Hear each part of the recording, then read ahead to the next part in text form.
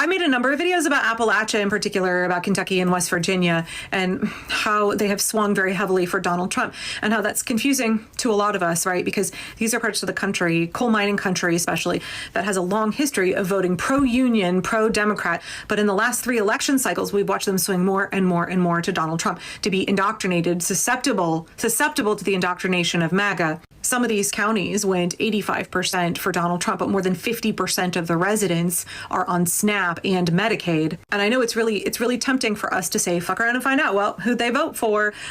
You know what? I hope they get every single thing that they voted for. This is what they picked. Oh, you know what? Racism is expensive. But it's very unnuanced, and I don't think it's helpful to just say that these folks voted purely on racism. That's not what happened. It's me again, reporting live from white supremacist hell. These type of left-leaning, liberal, progressive white people, whatever you want to call them, these motherfuckers right here probably get on my nerves the absolute most. Why? Because even when people point out to you that it is racism, it is in fact just that, you people refuse to believe it. And then I feel like the ones of you who may have read an Ibram X. Kendi book, or, you know, may have done a little bit of work around racism and white supremacy, maybe attended a workshop or something, like, you motherfuckers act like y'all know every goddamn thing now. So much to where you can literally turn around and fix your face to say, it's not racism. That's not why they were doing it. It had to have been something else. What that something else is, I don't have a fucking clue. But it just can't be racism, when in fact, it is literally just racism. There is nothing else. There's nothing else to it. And instead of you unpacking that, instead of you trying to figure out why white people are so obsessed with being racist and why racism is your only cultural export, you decide to deflect.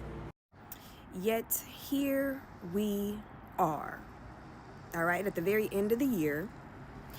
And this psychopath, there's no other word for it, this white supremacist psychopath, billionaire, is so bloodthirsty because money isn't enough that he wants to bring back public hangings. And he's making a whole argument as to why it's important and how it'll sure up masculine leadership and all this other nonsense.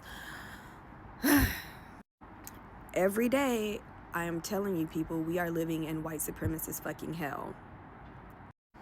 And instead of you left-leaning white people saying, we need to listen to black women as like some sort of adage, you need to actually listen to us. You need to actually sit the fuck back, learn how to take a back seat, learn how to not be in control in everything and in charge of everything because you know so goddamn much.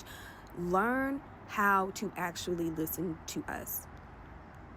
All right, I know what we are going to say is going to hurt your feelings and it's going to crash your little world because you thought that racism was almost over or it just wasn't a factor anymore.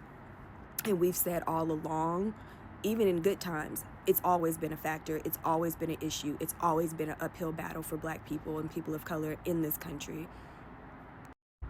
Maybe they might start with the hangings at first and make it look all neat and whatnot, but then they will devolve into the lynchings of old. This is what they want, and this is what they're saying when they say make America great again, because for a very long time, this was the norm in white American society. They took out newspaper ads for it. People came from miles away to see lynchings happen. So, yeah, this is just more of white supremacy nonsense in this white supremacist hellscape we are all forced to live in now.